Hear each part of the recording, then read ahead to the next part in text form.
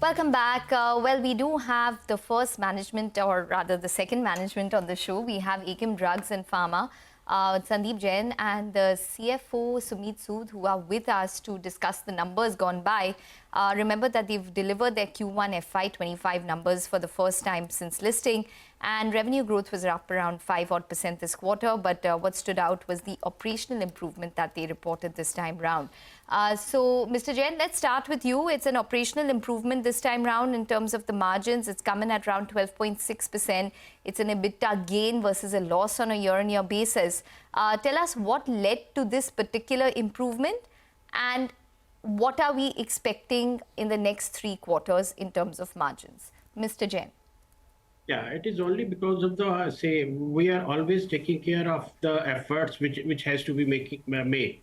Like 400 scientists are working day and night for developing so many products, and we always make sure that a few of the new products should be marketed and offered to the market quarter on quarter basis. That is the first, and one was one that Mr. Sumeet will be in a position to let you know about this put option. But the most important part is always new products, new technology, and service to the clients.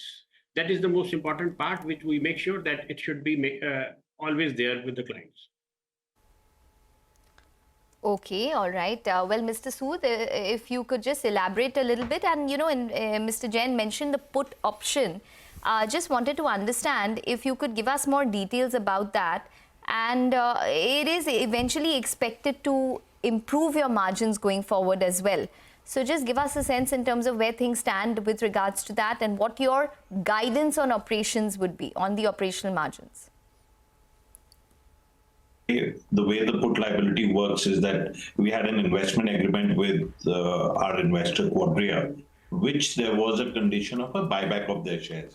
So this, as per the accounting standard, is a notional entry which gets into the books of accounts, which is done based on the cash flows. So this till the date that we have reported, which is June of 24, cumulatively had an impact of 1,361 crores on the net worth. So what happened was, like you're showing a huge improvement there, while the company had constantly been in profit and the cash flows were positive. But because of that notional entry, the financial results that came out in our balance sheet did not show the correct, profitability of the company. So that on 29th of May, with the shareholder agreement, was removed.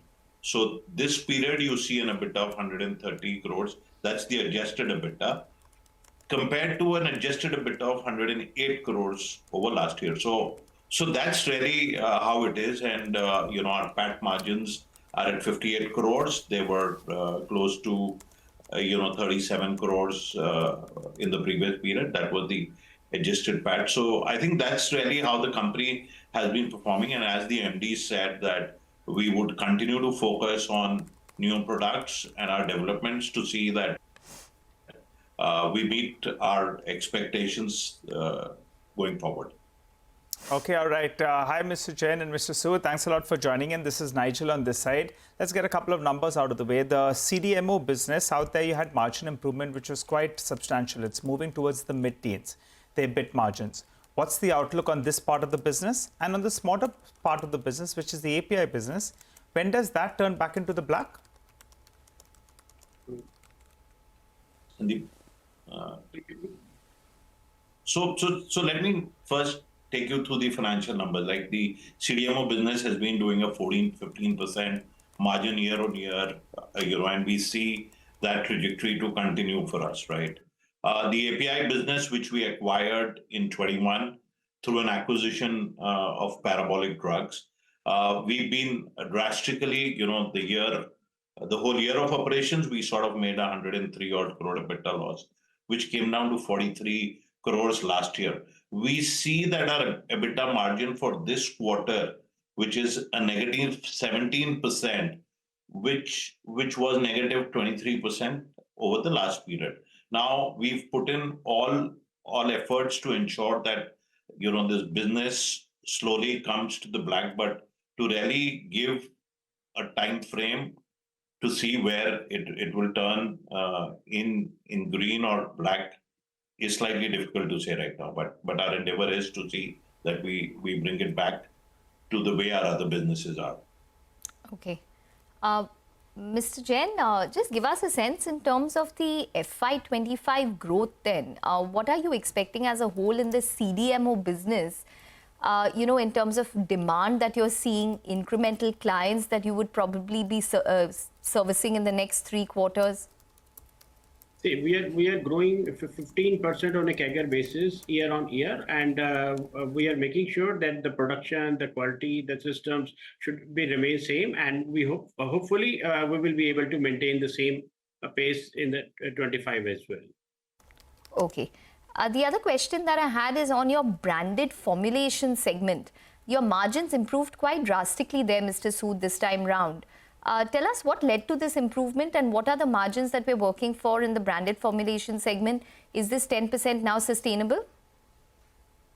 So, this business was broken down into 3 parts, right? We had the export business, we had the brand marketing, and we had the trade generic. Now, what we've consciously done is we looked at restructuring the business in a manner that we have these sustainable margins. So we've sort of focused on our exports and the brand marketing, and we've sort of scaled down our trade generic business so that we think these margins going forward between 8 to 10% would be sustainable. Okay. All right, Mr. Sood as well as Mr. Jain, we're going to leave it on that note. Thanks very much for joining in and speaking with us and giving us all of that perspective. That's Akums Drugs. The stock is down around 3.5%. Revenue growth was subdued, but the margins did see an improvement, an operational improvement this time round. Well, we need to take a short break, but we'll get you more on the markets once we're back. Stay tuned.